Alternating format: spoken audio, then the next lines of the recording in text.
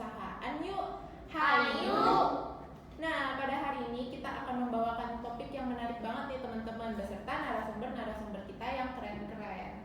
Nah, di mana perusahaan yang akan kita kupas ulik pada hari ini merupakan salah satu BUMN terbesar dan ternama yang ada di Indonesia, yang berfokus dalam mengelola hasil bumi kita nih teman-teman.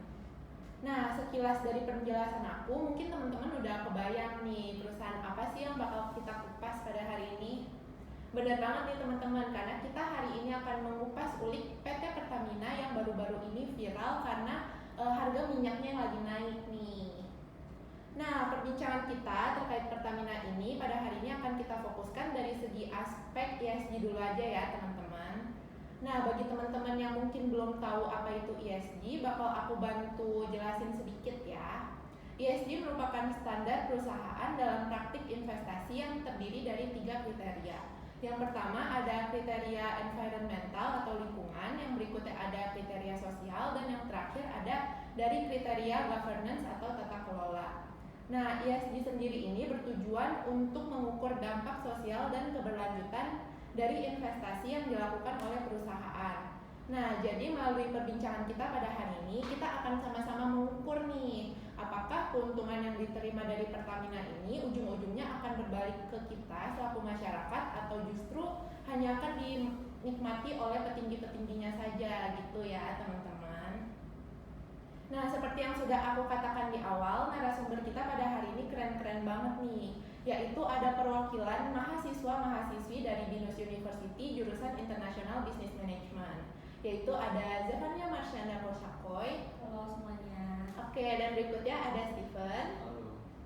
Nah, mereka berdua ini telah mendapatkan pembelajaran terkait Business Sustainability pada semester 3 dan tengah menempuh mata kuliah Global Supply Chain Management pada semester 5 ini. Sehingga pastinya perbincangan kita akan menarik banget nih teman-teman, karena berdasarkan studi literatur dan sudut pandang mereka selaku anak muda. Nah, tanpa berlama-lama lagi, langsung kita sapa aja narasumber-narasumber kita yang hebat ini. Halo Zefania, halo Steven. Apa kabarnya nih? Baik. Oke, baguslah kalau begitu. Nah, mungkin bakal aku jelasin sedikit aja ya alur podcast kita pada hari ini. Jadi, kita akan dibagi menjadi 3 segmen ya. Yang pertama ada segmen environmental atau lingkungan, yang kedua ada segmen sosial, dan yang terakhir ada segmen governance atau tata kelola. Nah, gimana nih? Kalian udah siap untuk kulik perusahaan Pertamina? Siap dong. Siap, dari aku sendiri sih aku udah siapin semua rangkumannya. Oke, bagus. Jadi narasumber-narasumber kita ini saking excitednya mau ikut podcast kita sampai nyiapin materi-materi loh guys yang banyak. Kita beri tepuk tangan dulu. Oke deh, kalau udah siap kita akan langsung masuk ke segmen pertama, yaitu segmen lingkungan. Nah, pertanyaan pertama dari segmen lingkungan ini adalah, seperti yang kita ketahui, minyak bumi itu kan melepaskan gas-gas seperti CO2 yang sangat berdampak bagi pemanasan global. Ada gak sih hal yang dilakukan Pertamina untuk mengurangi dampak pemanasan global? Nah, untuk pertanyaan ini aku akan memberikan kesempatan bagi Zeva untuk menjawab. Oke, thank you Safi buat pertanyaannya. Aku bakal jawab dari rangkuman yang udah aku bikin. Jadi untuk Pertamina sendiri, mereka itu sudah mengimplementasikan perencanaan untuk bisa mengurangi gas rumah kaca. Dan mereka mengimplementasikannya itu dengan melakukan pelaksanaan dan juga pencapaian kinerja efisiensi energi secara berkala, dan juga disertai sama dewan-dewan direksi dan juga orang kepentingan di Pertamina. Selain itu, upaya nyata yang udah dilakukan sama Pertamina itu ada 2 teman-teman, jadi ada EBT dan juga Earth Hour. Untuk Earth Hour sendiri terbukti di tahun 2021 mereka itu mampu melakukan penghematan sebesar 5.919,24 kWh, dan untuk EBT mereka itu melakukan namanya 8 strategi. Jadi yang pertama ada melakukan pemanfaatan energi panas bumi di Indonesia, dan yang kedua mereka juga memanfaatkan green hydrogen di area geothermal. Terus yang ketiga mereka juga mendukung inovasi electric vehicle battery, jadi kayak mobil listrik gitu teman-teman. Terus yang keempat mereka juga melakukan gasifikasi. Yang kelima mereka juga rutin melakukan pengembangan energi baru, kayak contohnya di metal ether atau DNE. Kemudian yang keenam mereka juga aktif melakukan reduce, reuse, recycle. Untuk recycle sendiri mereka melakukan produk recycle dari biomass dan juga biogas.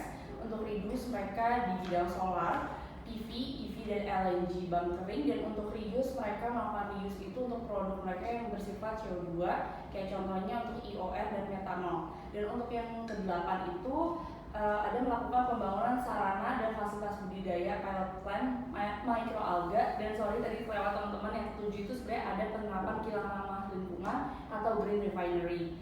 Terus untuk Pertamina sendiri mereka itu menargetkan itu cukup besar untuk di tahun 2030 mereka mau mengurangi bahan bakar minyak atau BBM dan LPG itu sampai dengan 64%. Kemudian untuk penggunaan gas itu mau menjadi 19% serta EBT digalakkan mau menjadi 17% dari total bauran energi.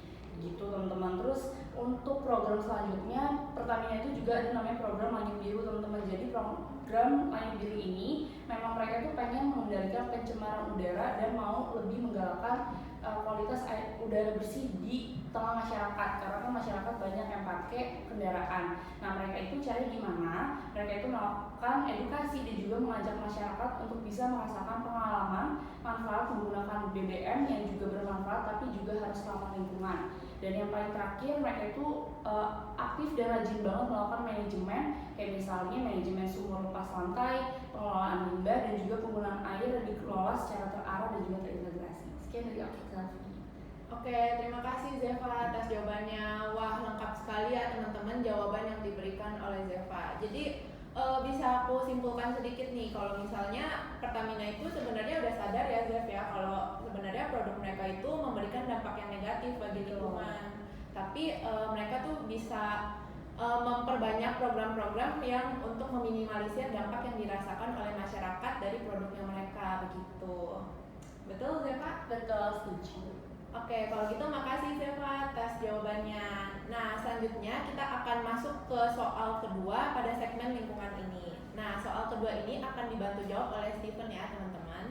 Nah, pertanyaannya adalah berkaitan dengan limbah minyak, itu kan bahan yang berbahaya dan beracun banget ya, dan dapat merusak lingkungan dan mengganggu kelangsungan hidup dari makhluk hidup. Nah, kira-kira bagaimana sih cara Pertamina mengelola limbah pada saat ini? Oke, thank you Selvi atas pertanyaannya. Jadi pertama-tama Pertamina itu akan melakukan pengelolaan limbah dengan pendekatan kepatuhan pada regulasi atau peraturan yang berlaku di Indonesia. Selanjutnya Pertamina juga akan menerapkan ISO 14001 yang dikeluarkan pada tahun 2005 yang berjudul Sistem Manajemen Lingkungan Limbah dan Lingkungan Limbah. Selanjutnya Pertamina juga menerapkan kebijakan yang namanya SUPREM atau Sustainability Pertamina Expectations for Health, Safety, Security, and Environment Management Excellence. Nah, pada praktiknya ini sendiri, Pertamina ini akan memisahkan pengelolaan limbah ke dalam dua macam limbah. Yang pertama itu namanya limbah B3.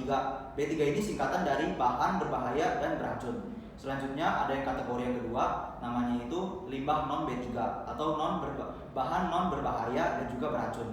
Untuk limbah B3 non B3 ini bentuknya itu seperti limbah padatan. Limbah padatan contohnya kayak kertas, karton bekas kemasan, atau bisa juga kayu bekas. Nah, nantinya limbah-limbah non B3 padatan ini akan dikumpulin di suatu tempat namanya tempat penampungan sementara. Selanjutnya limbah-limbah ini akan dimanfaatkan lagi oleh perusahaan Pertamina dalam program reuse, reduce, dan juga recycle. Atau bisa juga limbah-limbah ini akan dimanfaatkan lagi oleh pihak ketiga lainnya melalui kegiatan CSR seperti program bank sampah. Nah, selain dikumpulin di tempat penampungan, limbah-limbah ini juga bisa dikelola oleh Pertamina melalui metode 5RTD. Apa itu metode 5RTD?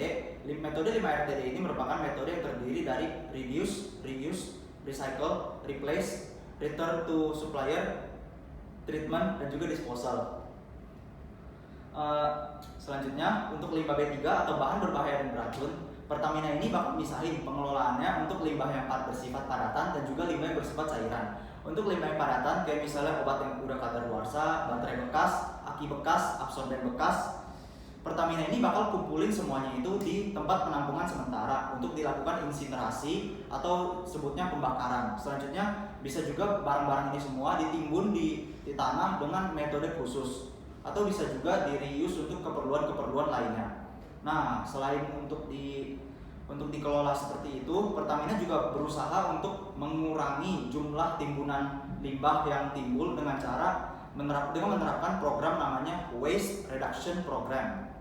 Selanjutnya, untuk limbah B3 kategori cairan air terproduksi, limbahnya ini bakal dikurangi melalui Waste Reduction Program atau bakal dikelola juga dengan cara disuntikan kembali sebagai air injeksi untuk sumur minyak dan juga sumur panas bumi, atau bisa juga diproses di instalasi pengolahan air limbah.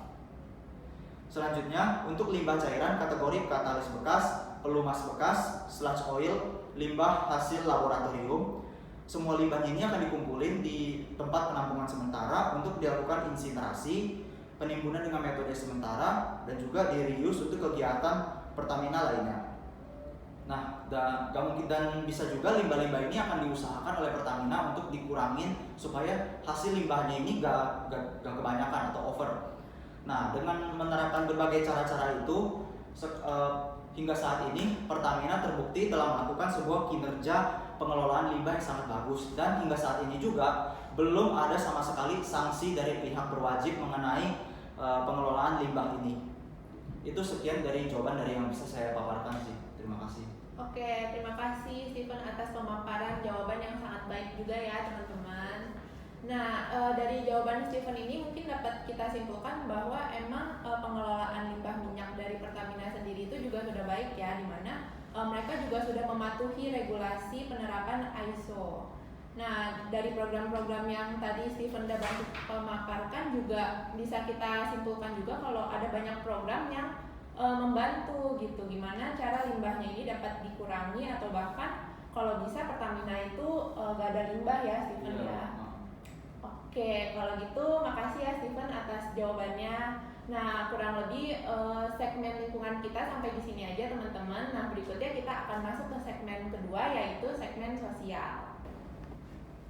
Oke, nah selanjutnya kita sudah memasuki ke segmen kedua nih teman-teman, yaitu segmen sosial.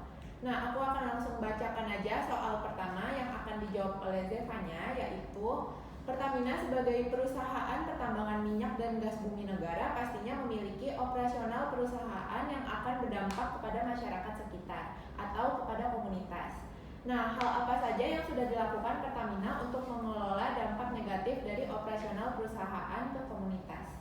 Oke, sebelumnya ini pertanyaan juga cukup menarik karena memang udah banyak bukti-bukti dari Pertamina. Yang pertama, Pertamina itu sebenarnya udah menerapkan namanya program TJSL atau tanggung jawab sosial dan lingkungan. Yang mana tadi udah sempat disebutin Steven sebenarnya, yaitu program turunannya yaitu namanya PUMK atau program pendanaan usaha mikro dan usaha kecil. Nah, untuk TJSL ini berkontribusi untuk fokus pada peningkatan kualitas hidup dan juga pemberdayaan kemandirian masyarakat sekitar yang memang ada di lingkungan sekitar proyek Pertamina sendiri. Terus selain itu, Pertamina itu nggak cuma memikirkan masyarakat dan juga proyeknya aja, tapi mereka juga melibatkan masyarakat untuk bisa terlibat dalam mekanisme asesmen sosial dari proyek yang mereka realisasi. Kemudian mereka itu juga aktif melakukan namanya AMDAL, yaitu analisis mengenai dampak lingkungan yang akan terjadi kalau misalnya mereka membangun proyek mereka. Jadi untuk tahu damage-nya akan sebesar apa nih untuk lingkungan sekitar. Kemudian Pertamina itu juga sejak tahun 2020 udah melaksanakan namanya Pertamina UMKM Academy, ini mana mereka melatih banyak pelaku-pelaku usaha kecil dengan 4 kurikulum pembelajaran. Yang pertama ada Go Modern, Go Digital, Go Online, dan juga Go Global. Dan selama tahun 2021 dan bahkan 3 tahun terakhir program ini berjalan secara online. Total itu ada terdapat 1918 UMK mitra binaannya udah bisa naik kelas atau bahkan bisa menembus pasar global gitu sih Safi dan teman-teman. Oke, wah ternyata Pertamina ini benar-benar sangat teliti ya teman-teman terkait dampak-dampak yang akan dirasakan oleh sosial. Nah, mungkin kalau dari segi segmen lingkungan tadi itu kan udah jelas banget ya kalau minyak bumi itu pasti akan melepaskan gas-gas berbahaya. Tapi di sini juga dari penjelasan Zeva tadi kita jadi lebih sadar, oh ternyata dari segi sosialnya ke lingkungan masyarakat gitu ternyata juga ada dampaknya walaupun kecil gitu ya. Dan dari segi Pertaminanya sendiri juga sudah sigap untuk mengatasi masalah-masalah yang muncul dari operasional mereka gitu. Oke, makasih ya Zeva atas jawabannya.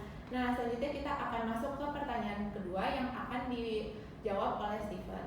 Nah, pertanyaannya ini nih terkait sama jawabannya Zeva tadi. Nah, Zeva kan tadi ada mungkin tentang PUMK atau Program Pendanaan Usaha Mikro dan Kecil. Nah, aku mau nanya nih sekarang ke Steven. Apa aja sih kontribusi dari Pertamina dalam mendukung program ini? Oke, terima kasih kesempatannya dari Selvi yang sudah kasih aku kesempatan untuk menjawab tentang PWMK ini. Jadi apa sih PWMK ini? PWMK ini sendiri merupakan singkatan dari Program Pendanaan Usaha Mikro Kecil. Nah, PWMK ini merupakan kegiatan program yang difokuskan oleh Pertamina untuk memberdayakan UMKM melalui pemberian bantuan modal kerja, pembinaan, sama bisa juga peningkatan akses ke pasar untuk para pelaku usaha kecil. Dalam praktiknya ini, Pertamina ini menerapkan 9 cara dalam program PWMK ini. Yang pertama yaitu penerapan UMK Academy dengan 702 mitra binaan. Yang kedua adalah publikasi mitra binaan melalui platform Instagram, konten berita, sosialisasi, dan juga YouTube dengan total 779 konten publikasi. Selanjutnya yang ketiga yaitu Pertamina memberikan hibah teknologi tepat guna untuk sektor pertanian dan juga perkebunan. Yang keempat, Pertamina ini menyediakan fasilitas pembelajaran digital melalui media e-learning. Selanjutnya yang kelima, ada pelaksanaan kerjasama dengan e-commerce untuk memasarkan produk UMKM. Yang keenam ini, Pertamina juga mengadakan pendampingan dalam sertifikasi dan juga perizinan, contohnya perolehan sertifikasi halal. Nah, yang ketujuh, Pertamina juga membantu peluncuran buku katalog Pertamina Small Medium Enterprises 1000 yang di dalamnya ini ada memuat 1000 mitra binaan terpilih yang telah lolos seleksi Pertamina. Selanjutnya yang ke-8, Pertamina menampilkan display produk UMK di area publik. Dan yang ke-9 ini terakhir, Pertamina mengadakan exhibition virtual SME Expo secara online dan offline secara rutin setiap tahunnya dengan total 2002 produk UMKM yang ditawarkan di marketplace Pertamina dengan total visitor sebanyak 25.137 visitor dari 34 negara. Begitu sih kira-kira mengenai program PWMK ini. Oke, wah, program PWMK dari Pertamina itu lengkap banget ya. Jadi gak cuma dari segi pendanaan aja yang diberikan oleh Pertamina, tapi juga Pertamina memberikan penyuluhan nih melalui exhibition atau juga dengan meluncurkan buku ya, Steven. Nah, keren sih menurut aku. Nah, sekarang aku mau nanya nih, pendapat kalian berdua, gimana nih program TJSL atau tanggung jawab sosial lingkungan dari Pertamina dan juga program PWMK dari Pertamina ini, apakah menurut kalian itu sudah baik pelaksanaannya? Boleh dijawab dari Zevanya dulu mungkin? Oke, kalau menurut aku sendiri udah efektif, tapi mungkin hal-hal yang bisa ditingkatkan itu lebih ke, karena TJSL ini baru banget ya, programnya masih baru, juga baru dilaksanakan, belum ada sampai 5 tahun, jadi menurut aku bisa terus dikelola, terus juga mungkin diperluas lagi lingkup pembelajarannya, terus ya dilanjutin aja sih, dirutinin untuk setiap tahunnya, jadi selalu ada impact gitu. Sekian dari aku. Oke, terima kasih Zeva. Nah, boleh sekarang Steven. Ya, jadi menurut saya implementasi program dari Pertamina ini, khususnya program PWMK ini, sebenarnya menurut saya udah baik, terbukti dengan banyaknya partisipan yang ikut dalam program ini dan juga impact yang dihasilkan di program ini juga besar sekali. Nah, tapi menurut saya program ini juga perlu ditingkatkan lagi dan dievaluasi setiap tahunnya supaya partisipan-partisipan yang tergabung ini menjadi lebih banyak dan impact-nya juga semakin lebih besar lagi. Itu sih menurut saya.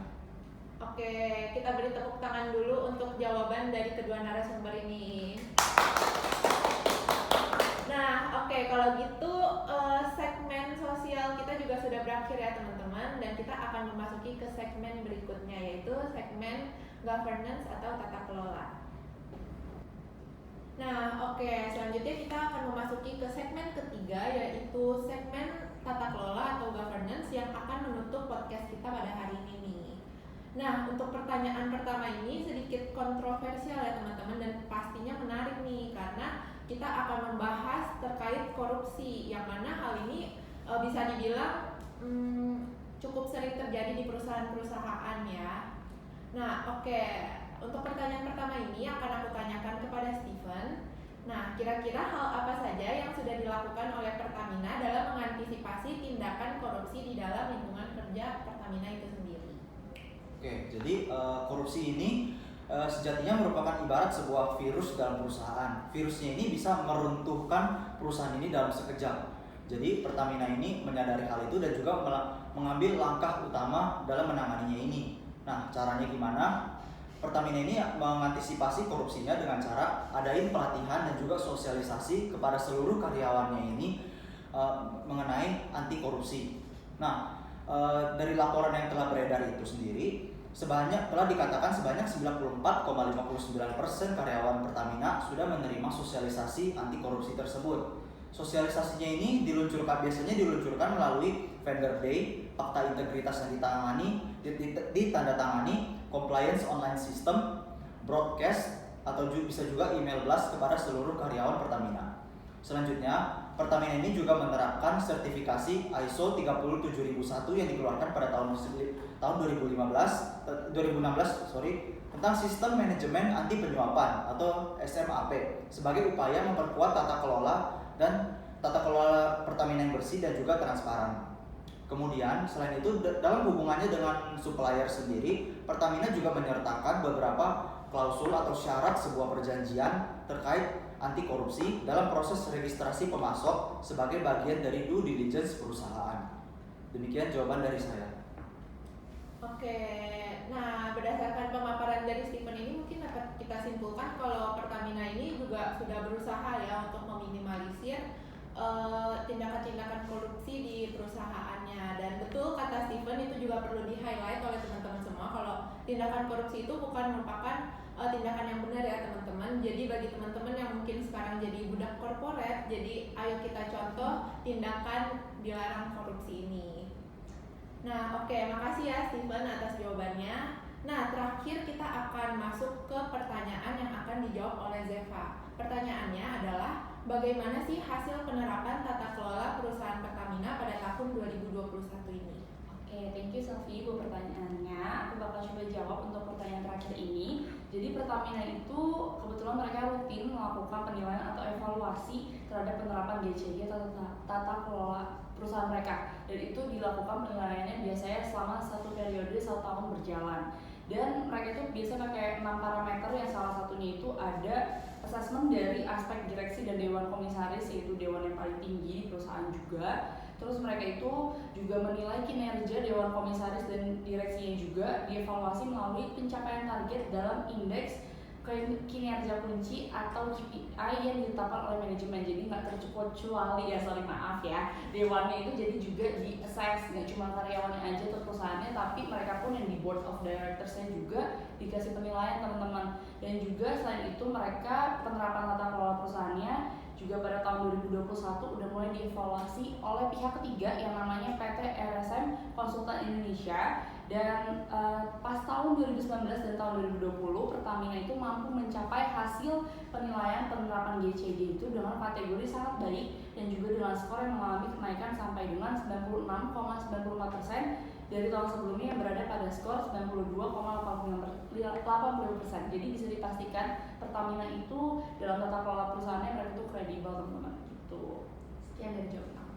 Oke, terima kasih Zeva atas jawabannya. Oke, nah sebelum aku menanggapi nih jawaban dari Zeva, aku mau bikin klarifikasi dulu nih kenapa yang aku tanya itu 2021 bukan 2022. Karena untuk data-data terkait Pertamina pada tahun 2022 ini belum diluncurkan ya, benar ya Stephen Zeva? Makanya yang kita tanyain itu tahun 2021. Nah, makanya kita sama-sama berharap aja semoga tata kelola 2022 Pertamina ini bisa lebih baik ya daripada 2021. Oke, nah kalau dari penuturan Zeva tadi bisa disimpulkan kalau emang tata kelola perusahaan Pertamina itu sudah sangat baik ya dan bahkan meningkat setiap tahunnya. Nah, mana ini hal yang sangat baik gitu. Oke deh, kalau gitu terima kasih jawabannya atas podcast kita pada hari ini. Terima kasih kepada Zeva dan juga Stephen yang sudah datang kepada podcast kita hari ini. Dan juga kepada teman-teman di rumah nih yang sudah stay sampai akhir bareng kita. Sampai jumpa di episode